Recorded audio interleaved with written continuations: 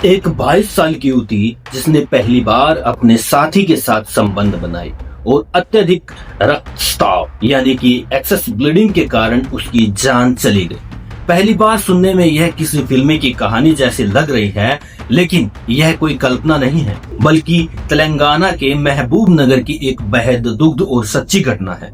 कल रात जब मैं अपने नए केस की स्क्रिप्ट पर काम कर रहा था, तभी सोशल मीडिया पर मेरी एक नजर गई जो कि बहुत बड़ी खबर थी और उसने सब कुछ झंझोर कर रख दिया। तेलंगाना के महबूब नगर में एक 22 वर्षीय लड़की की मौत सिर्फ इसलिए हो गई क्योंकि उसे और उसके पार्टनर को उन शारीरिक जोखिमों की जानकारी नहीं थी जो पहली बार संबंध बनाने के दौरान हो सकते हैं।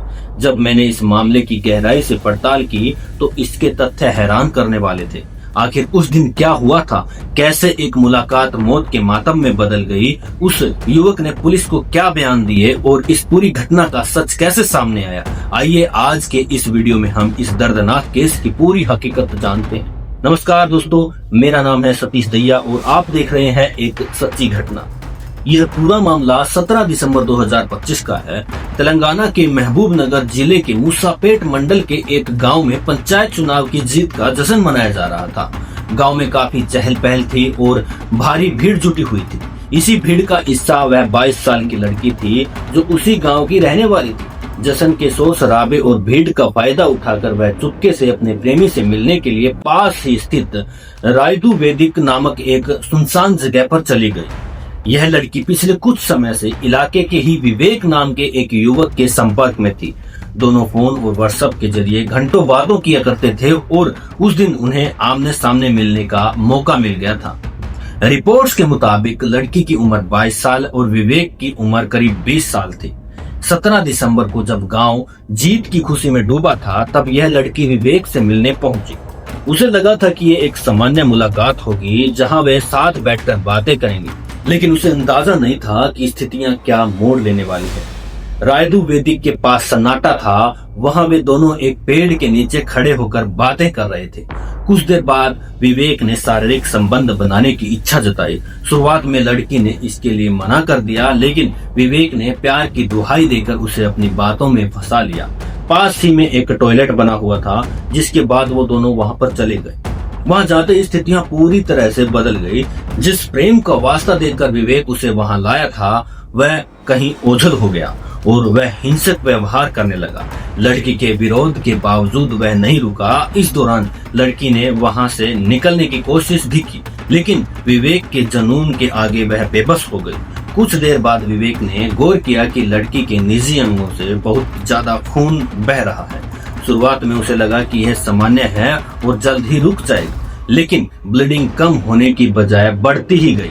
ऐसा लग रहा था कि जैसे कोई अंदरूनी गंभीर चोट आई हो।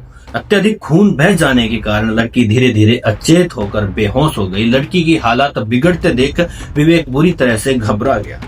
उसने बाहर जाकर पानी लाकर उसे होश में लाने की कोशिश की और खून रोकने का प्रयास किया, लेकिन सब नाकाम रहा। लड़की के कपड़े खून से लथपथ हो चुके थे और उसकी स्थिति नाजुक होती जा रही थी। डर के मारे विवेक ने उस बेहोश लड़की को गोद में उठाया और सड़क की तरफ भागा।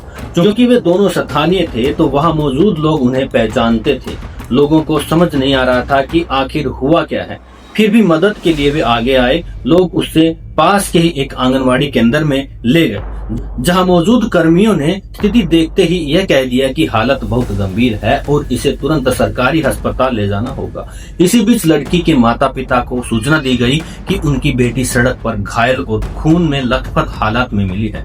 बदहवास माता पिता मौके पर पहुंचे और उसे लेकर सरकारी अस्पताल भागे, लेकिन तब तक बहुत देर हो चुकी थी। डॉक्टरों ने जांच के बाद उसे मृत घोषित कर दिया। तो डॉक्टरों ने परिजनों को बताया कि अत्यधिक रक्तस्राव और संभवतः किसी आंतरिक अंग के फटने या डैमेज होने के कारण उसकी जान गई है।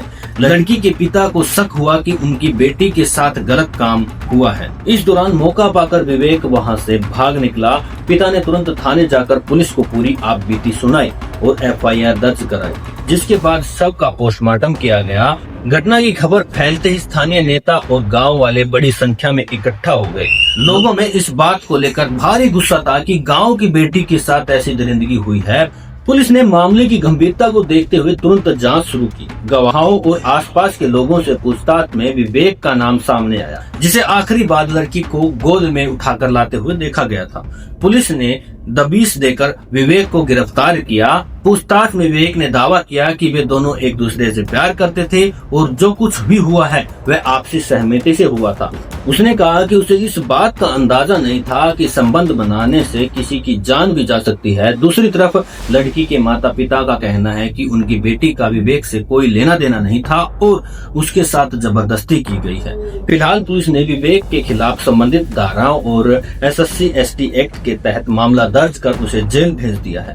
सच्चाई क्या है यह पुलिसिया जांच और पोस्टमार्टम रिपोर्ट के बाद पूरी तरह से साफ हो जाएगा, लेकिन इस वीडियो का मकसद केवल खबर देना नहीं है बल्कि समाज को सतर्क करना है। यदि आप 15 से 20 साल के बच्चों के माता पिता हैं तो यह आपकी जिम्मेदारी है कि आप अपने बच्चों की गतिविधियों और उनकी संगति पर ध्यान दें।